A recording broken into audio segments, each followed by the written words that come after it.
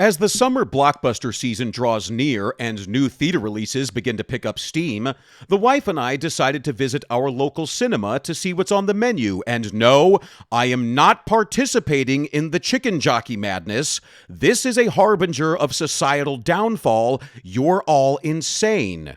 Instead, we decided to watch The Amateur, a title that is quite apropos for this boring, paint-by-numbers spy action thriller starring Rami Malek and Lawrence Fishburne. This shouldn't take too long, as this film has the depth of your average e-thought on the Whatever podcast, so let's begin. Rami Malek plays CIA cryptographer Charlie Heller, who lives a pretty average life with his beautiful bride, Sarah. Well, about as average as it can be for a CIA cryptographer, I suppose. They live in a nice old house in the countryside and are clearly a devoted couple as they fawn over each other during their regular morning routine. Charlie makes Sarah her favorite cup of coffee before seeing her off on a London business trip, and the two layer much affection upon one another before her Uber drives off into the distance. A few days later, while at work, Charlie is called into the office of Special Activities Director Alex Moore, who informs him that his wife was taken hostage and executed after a group of terrorists stormed her hotel during an arms deal gone wrong.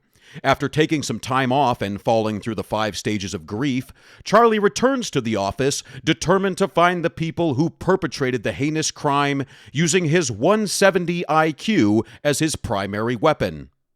With the help of a mysterious anonymous source codenamed Inquiline, Charlie discovers that Director Moore has been lying about illegal drone strikes in the Middle East, which has the potential to explode into a damning international incident and put the director behind bars. Charlie uses this information to blackmail the director into letting him hunt down the people who killed his wife.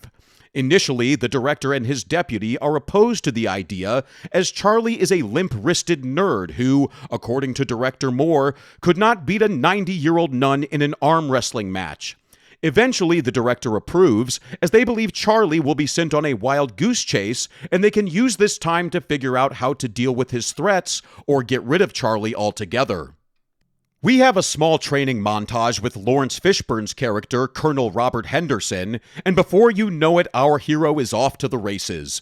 The story jumps from exotic location to exotic location as our protagonist chases the villains through Paris nightclubs, Russian shipping yards, and Turkish cafes.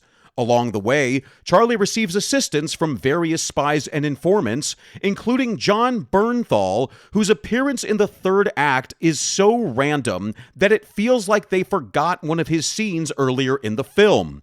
Or they just didn't know how to advance past this one particular sticking point, so they went back to the spy movie checklist to make sure they ticked all the boxes.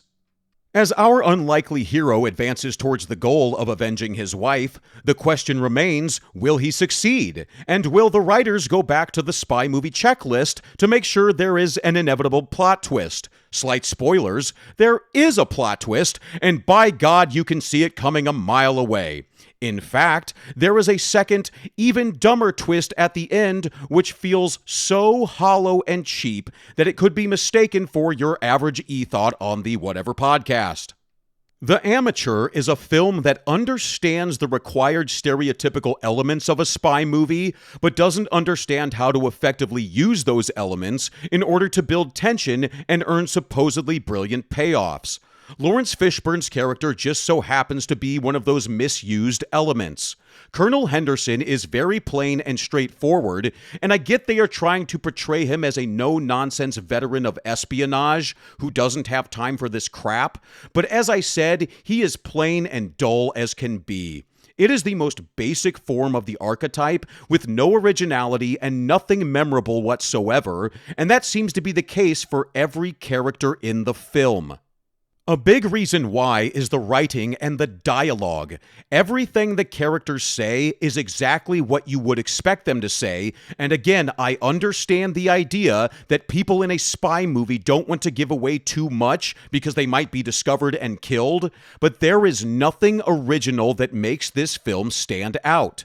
Any style only goes so far as to be an identifiable cliché of this particular genre. Rami Malek's character might be one exception, as he is kind of a quirky, awkward technology geek, but that is probably just Rami Malek, so I'm not giving them too much credit for this. Speaking of the actors, it's quite safe to say that no one is stretching their legs and running full speed in this one. They are just here to walk a straight line and that's it. I'm not saying they totally mailed it in, but nobody is working up a sweat. Well, there is one good fight scene in this film with Colonel Henderson, and it's actually my favorite part of the movie. It's impressive to see Lawrence Fishburne still throw down at the age of 63, and I imagine it's all that muscle memory from his training for The Matrix. As I stated before, it feels like the production team went down a checklist of spy movie tropes, and one of those checkboxes includes some big action set pieces. There is a particular piece that revolves around a rooftop pool, and this is shown in one of the trailers, so I don't think I'm giving away too much here, but just in case there is a slight spoiler. Charlie's plan is to destroy the rooftop pool while one of the terrorists goes for his nightly swim, thus killing the man. But how will Charlie corner the terrorist while he is alone? Well, it's quite simple, really. The bad guy just so happens to pay the hotel staff to clear the pool every night so that he can swim alone. How convenient. And how does Charlie plan on destroying the pool? By using some scuba gear to depressurize the glass and send over 100 tons of water crashing onto the street below. At no point does Charlie ever consider that someone at street level may be killed by falling water and glass, and I genuinely gave a what the fuck face as a woman could be heard screaming. No, he never suffers any consequence for this, and it is never mentioned again, lest the writers answer for their bullshit. The build-up to this scene includes some very choppy editing that quickly jumps to show Charlie stealing the necessary scuba equipment, and then quickly jumps back to the swimming pool set piece. This happens so often throughout the film that it becomes quite disorienting, which isn't helped by some questionable use of shaky cam, and for the love of God, can we please stop this shaky cam nonsense? Can you just paint a picture using some well thought out traditional cinematography, please? Is that too much to ask, Hollywood? Jesus! The setup to this scene is quite reflective of the writer's inability to develop tension, and also reflective of what appears to be highly compressed sequences of time. Things just kind of happen. They just kind of appear, almost like we jump into the scenes halfway, and it's like, okay, I guess we're here now? I guess, wait, what's happening?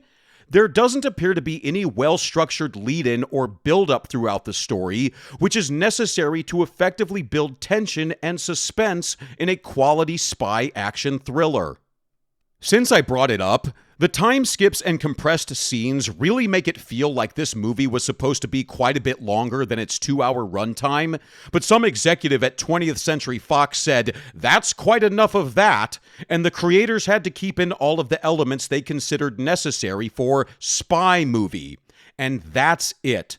This is just spy movie. Nothing far less, but certainly nothing more. As I stated prior, the creators understand what pieces may constitute a spy movie, but they don't know how to use those pieces to effectively build their world and create meaningful tension. The writing is very superficial, and the depth is practically non-existent. The editing is so wonky that it has me thinking there may be a better movie sitting on the cutting room floor, but it's hard to tell. I would give this movie a 4 out of 10, and I feel like I owe Civil War an apology because I gave that movie a 4, and it's not a 4 because it's better than this. Civil War can be a 6 if it wants, and hell, The Amateur might be a 3. I don't know. There's really no reason for me to ever watch this movie again. It got to the point where I was counting how many times I yawned, and I think I got to 12 before my brain began to compartmentalize the boredom.